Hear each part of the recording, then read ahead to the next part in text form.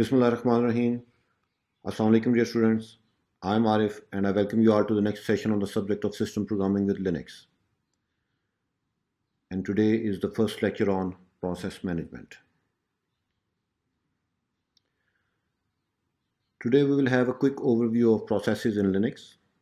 We'll talk about the data structures maintained by kernel to manage processes.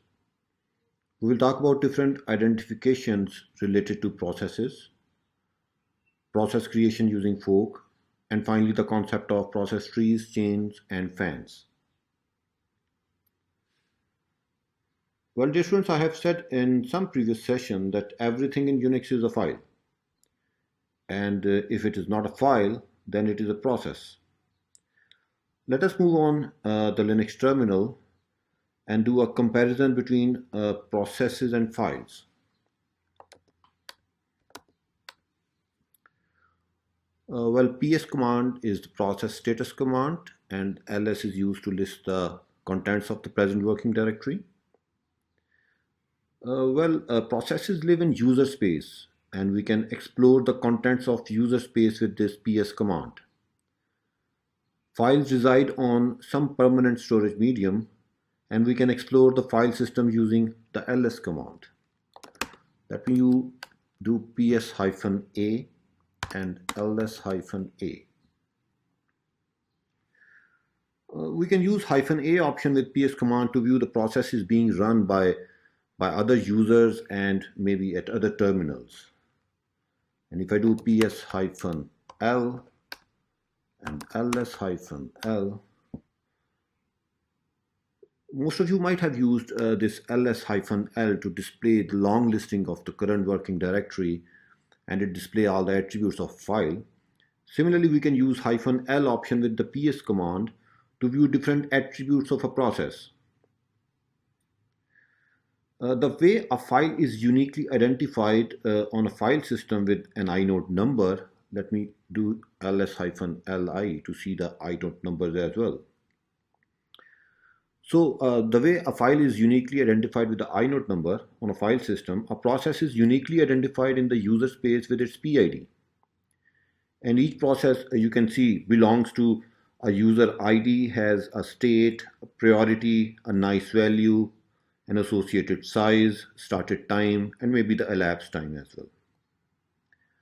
Dear students, the way we can create and delete files, in a similar fashion we can create and destroy processes. The kernel stores several processes in memory just as it stores several files on disk. As kernel keeps track of different disk blocks of a file, the kernel also keeps track of which process is occupying what all pages of memory. Let us fall back to slides.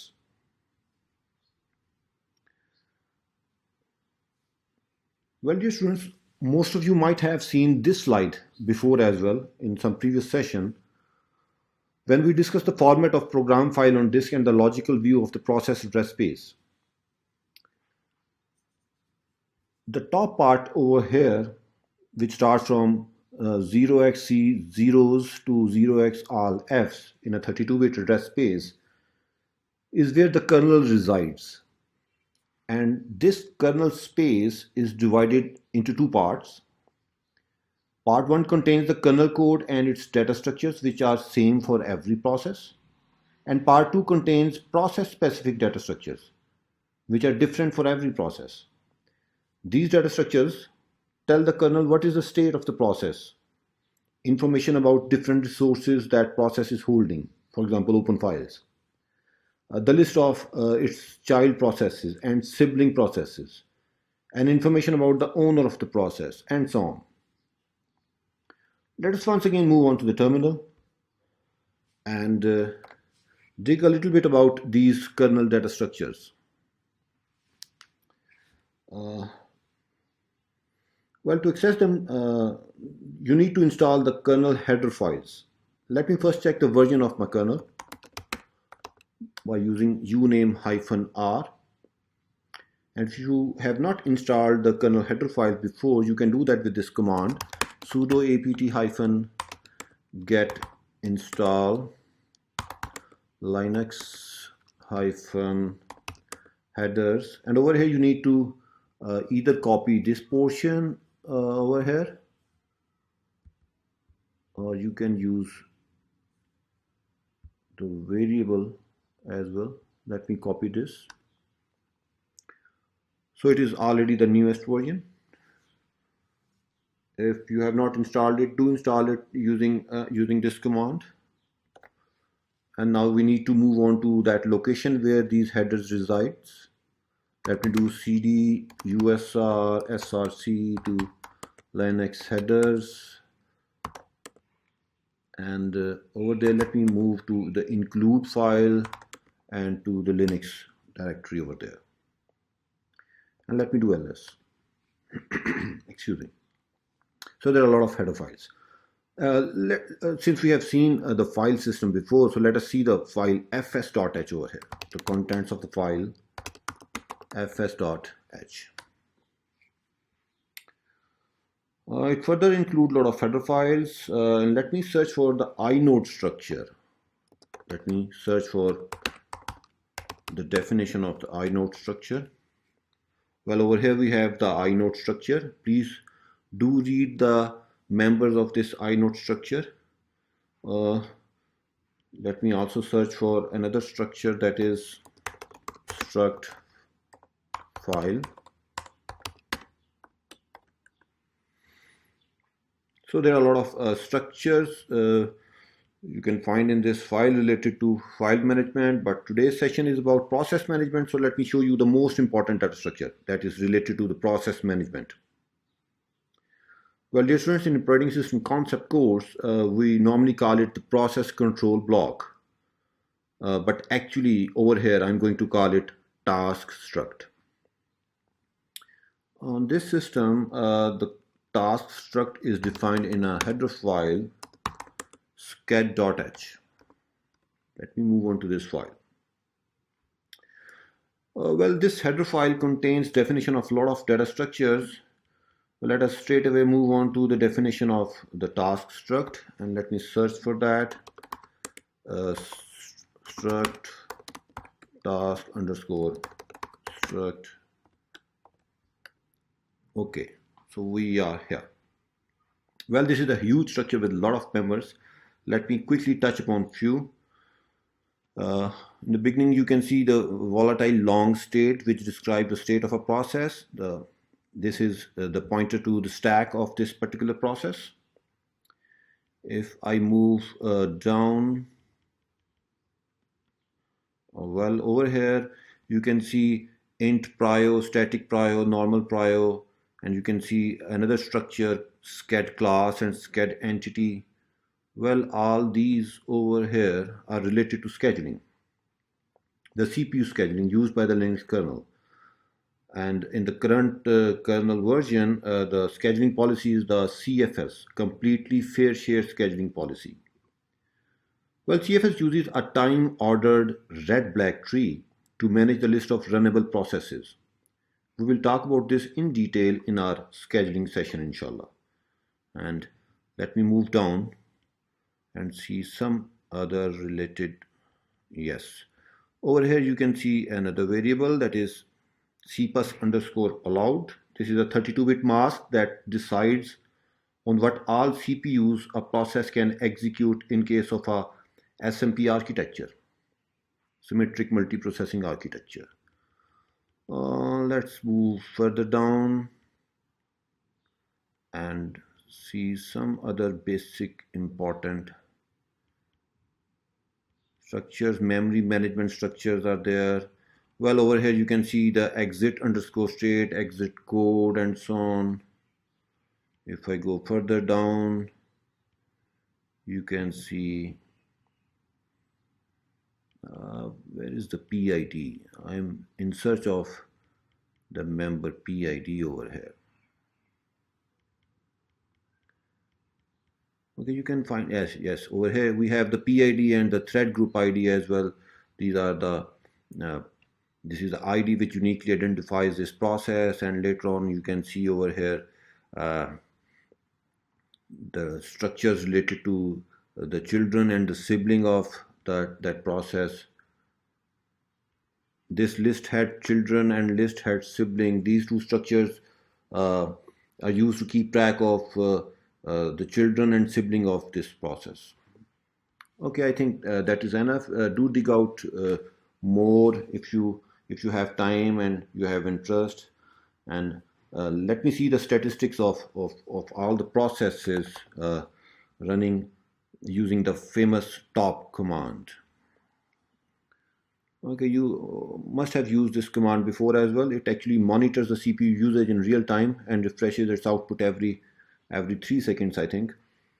Uh, it has two main portions, the upper portion and this lower portion. The first line in the upper portion actually show you the current time, the time since last boot, total users, and and finally the load average in the last 1 minute, 5 and 15 minutes.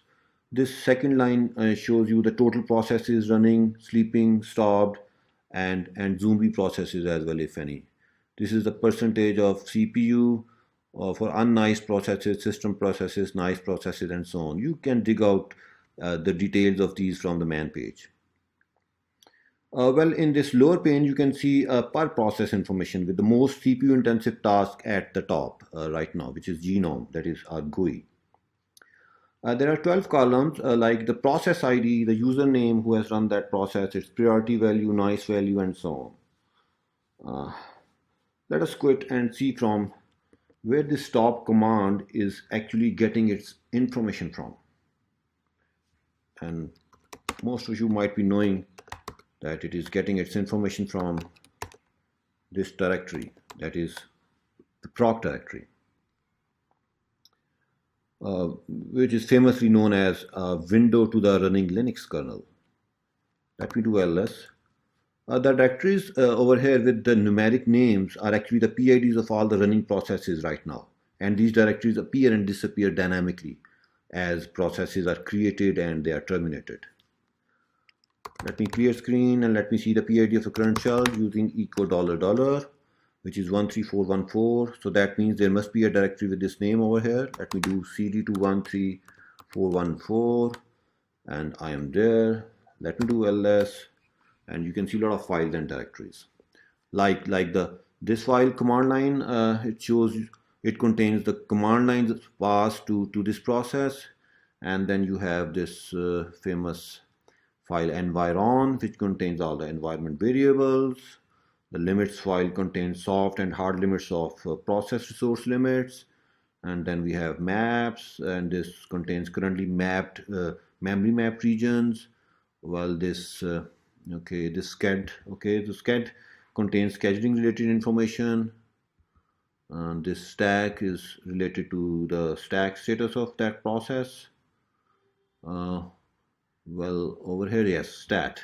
This stat is containing process status to be read by programs, and this status contains the same information as is there in stat but in human readable form. You can see certain soft links as well. The CWD is the soft link to the present working directory. This is a soft link to the executable file, and root is actually a link to the root directory for this process. And there are some directories as well, and one of the famous directory is the FT directory over here, which contains symbolic link to each file descriptor that this process has open. And well, this is also another important directory, task. This contains further directories, one for each thread within this process. Well, dear students, I strongly recommend that you should go through the man page of proc directory from section 5 and do a scuba diving at your own. And if you want to see a video, I have a video on this proc directory in my operating system with Linux section, which is there on my personal website at arifpat.me. Let us fall back to the slides again. Okay, dear students, at a very abstract level, this slide shows you some of the information that a task structure stores. And today we are interested in the different process identifications, like the PID, PPID, UID, and so on. We will see, we already know how to access them on a terminal, and today we will see how we can access and change them from within a C program. Okay, so let's move ahead. and see the different functions that can be used to access these IDs. Well, the first is the get PID and get PPID, used to get the process ID and the parent process ID. Well, remember the Linux kernel limits PIDs to being less than or equal to 32767, and the default upper limit is this. You can change it from this file. And remember, the init or systemd are the first user space processes having PID of 1, and the page daemon has a process ID of 2. And do see this file proc PID stat, and over there the third field shows the state of the process, which in most of the cases is R means running, S means sleep, D means disk sleep, Z means zombie, T means traced, and X means terminated. Okay, so let me move ahead.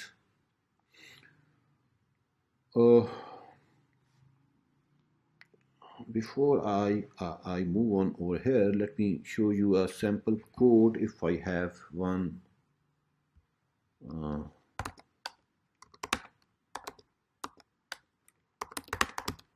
ID1.c.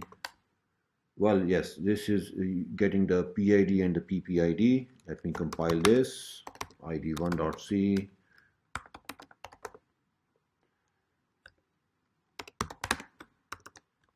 You can see the ID of this process a.out is 14337, and the ID of its parent is 14247, which is the same as that of the shell. Okay, that's great. Let's fall back and see the other IDs. Well, other than the process ID, that is the PID of a process, which uniquely identifies a process on a system, there are some other IDs associated with the process, and these relate with the owner of the process and maybe the group of the process. Excuse me. Let us first talk about the real user ID and the real group ID, which defines the ownership of the process. Every process inherits these IDs from its parent, and we can use these getter functions to access these IDs. The other set of IDs every process has are the effective user IDs. The real IDs defines the ownership of a process, while the effective IDs are used to determine the process's permissions when accessing resources such as files, System5 IPC objects, and so on. Normally, the effective IDs have the same value as the real IDs, but there are two ways using which the effective IDs can take different values.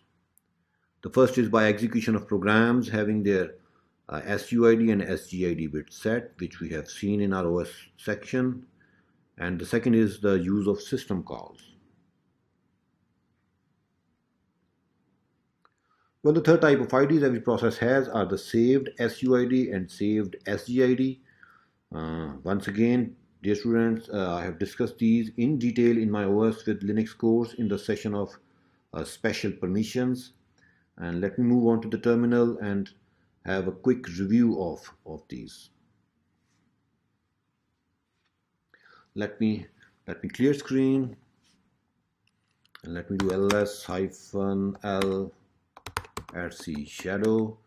So this is a file which contains the passwords, you all know that, and it is owned by a root, and only root has the permission to write it. Nobody else can write it. But you all know that every Tom, Dick, and Harry can use the passwd command to change his or her password, or can write this shadow file. And the password program is there. Let me see the long listing of this program. usr bin passwd. And you see there is an S in the execute part of the owner's permission, showing that this program has its SUID bit set. And whenever a regular user executes a program having its SUID bit set, the effective ID of the process is also changed to the same value as the saved set user ID. And we have just read that the effective IDs are used to check permissions when accessing resources. So when a regular user executes this program past WD, its effective user ID is set to the UID of the owner, that is the root. And thus we are able to write the shadow file, this file, which can be written by the root only. Let me check other programs in the system that are having their SUID bits set. Let me do find from, let's suppose I want to find it from USR bin using the permissions, and the permissions are for 000. So you can see there are other programs as well. For example, this super user do and the CHFN, that is change finger, and so on. Let's fall back to the slides again. Well, this is another getter function using which we can get the real, effective, and saved IDs and GIDs of a process in a single call. Well, other than these three IDs, that is the real, effective, and saved, we have file system IDs and we have the supplementary group IDs as well. Well, dear students, the supplementary group IDs are a set of additional groups to which a process actually belongs. And a login shall obtain these from the @c group file, while a new process inherits these from the IDs of its parent. Okay, let's again move back to the slides. Let me clear screen and let me cat ID 3.c, see what this program is doing. Oh well, this program is doing nothing other than using the get resuid function to get the real, effective, and saved ID of a process over here. And over here it is getting the real group ID, effective group ID, and saved group ID of a program. Let me compile this and let me execute it. You can see I'm Arif. You know my IDs. Let me grab them from this file. And Arif has the UID of 1000 and the GID of 1001. And the same you are viewing over here. However, if I execute it using sudo, you can see now the IDs are of root. And we all know that root has the ID of 0. Let me run this program as some other user. Let me do su Rauf and let Rauf use this program now. And you see now it is showing 1003, which is the UID of Rauf, and 1004, which is the UID GID of Rauf. And we can confirm this from this file. Well, that is great. Let us once again fall back to the slides. Excuse me. Well, dear students, the way we can access the IDs in the same fashion, we can modify the IDs as well. And for that, we have different setter functions like the setUID and the setGID, which are used to change the real user ID and the real group ID of a process. And that this setEUID and setEGID are used to change the effective user ID and the effective group ID of a process. And we have this function as well, which can be used to change the real and effective in one go. And we have this function as well, which is used to change the real, effective, and saved, all three IDs in one go. And if you want to keep some of the ID as unchanged, you can keep a -1 over there. Well, dear students, remember a regular user cannot change his real IDs. However, he can change his effective IDs, but that too only to the same value as the SUID. Let me move on to the terminal and show you who all can change his or her ID. Excuse me. Let me cat ID 5.c. Oops. I'm Rauf, I think. Yes, let me exit as Rauf. Now I'm Arif now. Let me again cat id 5.c. Okay, so in this program what I'm doing is I'm just getting the real, effective and saved IDs, displaying them, and then I'm trying to change the IDs to some values, random values. And if this program will be run as a regular user, it will not be allowed to change these IDs. However, if we will run this program as a root or a special user, privileged user, it will be a success, and then it will be shown over here. Let me clear screen. Let me do gcc id 5.c. Let me do ./a.out, and you can see my IDs are 1000 and I cannot change the IDs. Let me do sudo ./a.out, and you see the IDs are 0, and now over here the IDs are changed. Well, dear students, a root user can change all the IDs. You can see the real ID is also changed. But remember, if the root user changed the real user ID, he cannot later become root.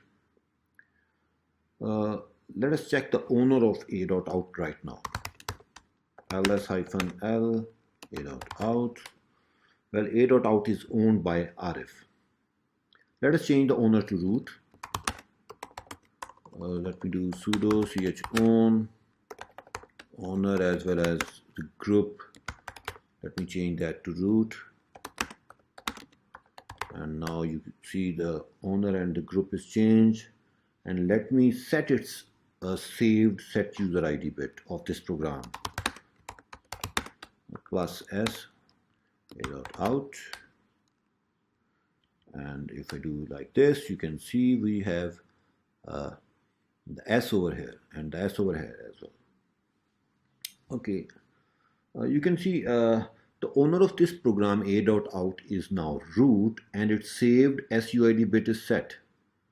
Now I'm right now Arif. Let me run this program now, and you see my IDs are changed. So when a regular user executes a program a.out having its SUID bit set and owned by root, this program runs with the power of the owner of this program. That is, Arif is executing this program and it is executing with the power of owner of this program, which is root. So that is why he is successful in changing that.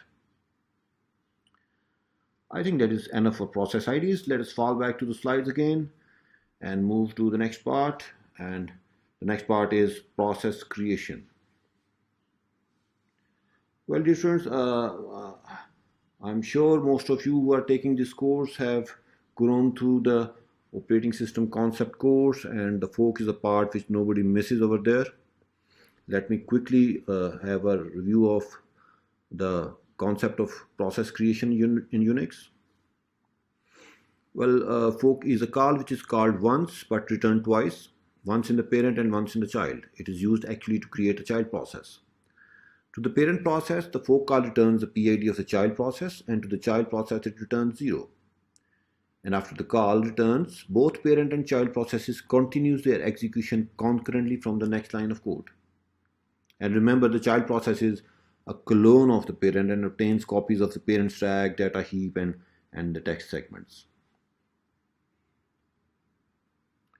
Please do go through the man page of fork and read these slides. This is a illustration that shows that there is a process having a PID of 597, its code section, data section, and various resources it is holding. Once its call fork, exact clone is created having the same code section, same data section, and all the resources it is sharing with the parent.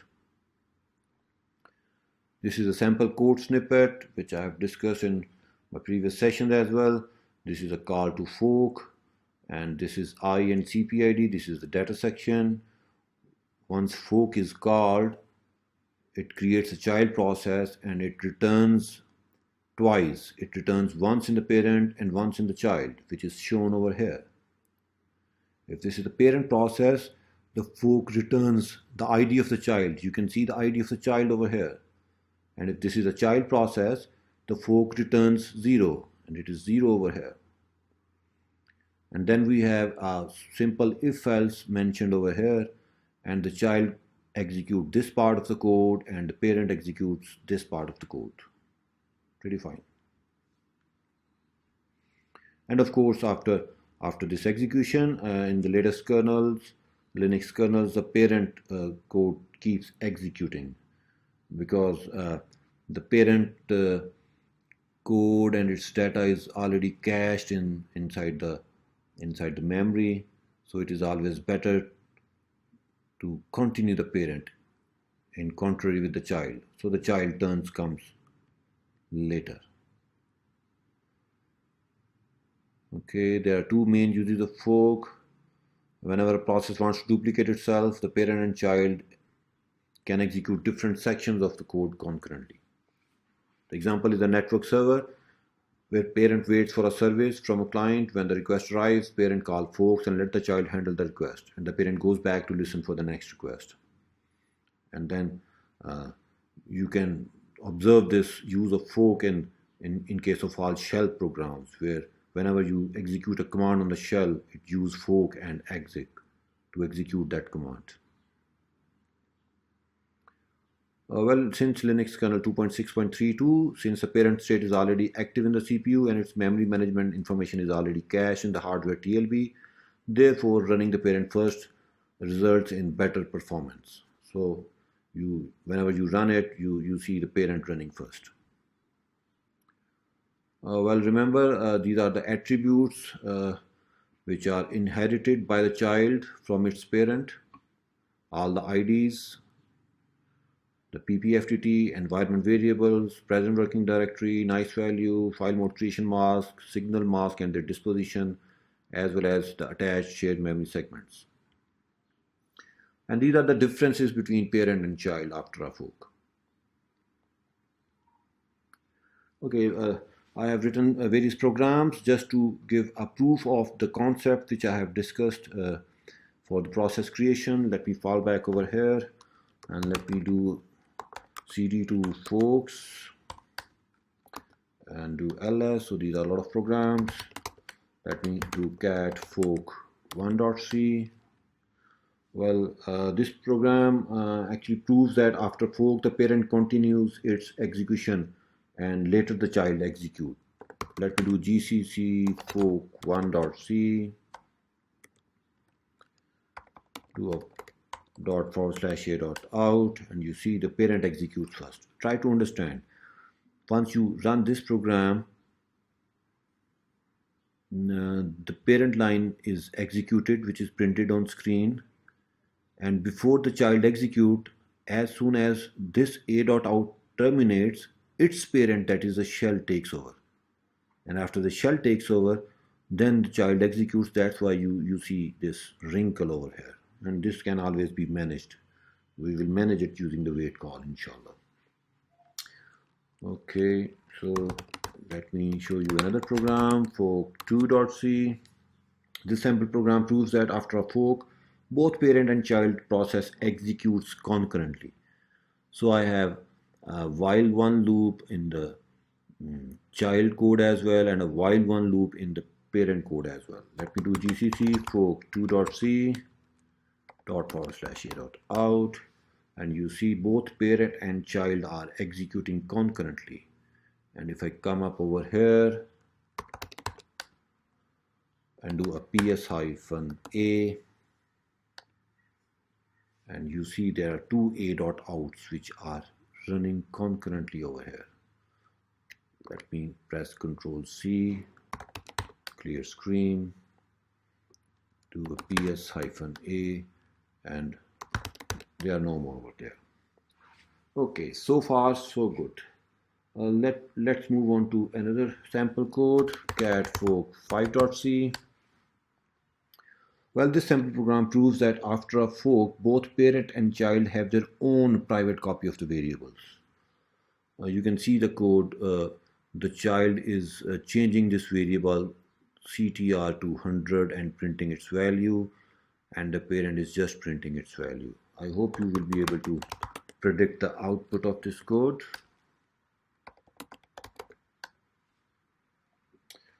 Well, the parent is printing 0, 1 and 2, and the child has inherited the counter variable with a value of 0, but before entering the loop, the child has changed its value to 100, as you can see over here. So that's why it is printing 100, 101 and 102. Let me show you another example, Fork7.c. Well, this sample program shows what happens if a fork is called multiple times. Well, over here you can see this program is receiving command line arguments. It's entering in a loop and it is running fork that much number of time, and after that it is printing PUCIT. Let me clear screen. Let me do GCC fork7.c, and if I run the loop for one time, you can see the PUCIT will be printed twice, and if I run it 2 times, you can see it is printed 4 times, and if I run it 3 times, you can see PUCIT is printed 8 times. So that means after every fork, 2 raised to power n processes are there. So if I run it with a value of 4, yes, you are right, the PUCIT string will be printed 16 times. Well, let me show you another program, forkfile.c. Okay, so since you have seen the file management part, this sample code actually proves 2 things. The first is PPFTT of the parent is inherited by child, and the second is the open file in both processes point to a single entry in the system-wide file table. That is, they share the current file offset. Well, I have created 3 strings. I have opened a file f1.txt. I have created this file, and then I have written message 1 in this file. System programming is fun with Arif. Then I have done a fork, and we know after a fork the PPFTT is inherited by the child. Now both this child and parent both have the same PPFTT, which is pointing to the same file. So the child program is writing message 3 and the parent program is writing message 2. And the main point is that both these messages will be written to the same file. Moreover, the current file offset is shared, which is there in the system-wide file table. So if I compile this program, forkfile.c, and then I do cat f1.txt, you can see this was the line which was written by the main program, and these 2 lines were written by this parent and the child programs. And you see the current file offset is shared and the PPFTT is also shared. Please do make certain changes to this and ensure that you have very clear concept of what happens to the PPFTT after fork. Let us move back to the slides and talk about process trees, chains, and fans. Well, dear students, in case of a process tree, every parent and the child program forks. Let's suppose that this is a parent program and it do a fork. After the first fork, we have 2 processes. And if there is a second fork in the program, that will be executed both by this parent process and this child process as well. So this parent process has also created a child and this process has also created a child. So after 2 forks, this is the situation. And if there is a third fork, of course, that will be executed by this as well, by this as well, by this as well, and by this as well. So there will be total of 8 processes in that case. Let me move to here and show you the code of a process tree. You can see this is the code of the process tree, which is receiving the command line arguments, the same old code, but over here I'm printing the PIDs as well as the PPIDs of the process. Let me clear GCC process tree dot c. Let me do a echo and print the ID of the shell. And now let me execute ./a.out with the value of 2. You can see this is the ID of the shell. This is the ID of the shell. So this is the first process, 14524. And over here we have seen that the parent process is going to have 2 children. So 14524 has 2 children, 14526 and 14525. And this 14525 is this child, which is going to have one more child. And that is what is shown over here. Let me show you the code as well again. And remember, I have entered in a while loop so that no process should become orphan and change the IDs. Well, this is the case of process chain. In case of process chain, the parent forks once and then the child calls the next fork and so on. The parent do not call the fork again.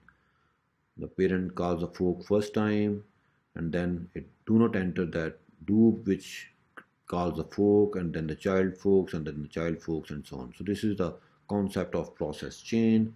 Let me show you a code over here that deals with process chain. Okay, so this is what makes a process chain. So if fork is not equal to 0, this loop should break. That is, the parent should break. Let me do GCC process chain.c. We call it with 3, and you can see this is the output. The parent is over here. The parent is 14552 and it has executed fork once. 14553 has executed fork once. 14554 has executed fork once only. So after process chain, the last thing is process fan. And in case of process fan, the parent is responsible for every fork. The child process break, they do not fork. And this process fan is actually used for simultaneous execution of processes. Let me show you this as well. Cat process fans.c. So this is the actually break statement, if break, which makes this a process fan. Process fan.c. Okay, let me show you the ID of the shell, and now let me execute this program, and you can see the ID of the shell is 14247. So the first program is 14571, and you can see over here now 14571 is forking a child, 14571 is forking a child, and 14571 is again forking a child. These childs are not forking again. And this is what the concept of process fan is. Well, dear students, I have gone quickly through all this because most of these aspects I have discussed in my operating system course. Inshallah ta'ala, next time we will take on with some other system calls like v4, copy on write, semantics, and colon and wait PID, and that will be more fun. So that is all for today's session. I hope it was informative for you all. If you have liked it, please subscribe my YouTube channel and share it with your friends. See you next time. Wish you all the best. Happy learning and Allah Hafiz.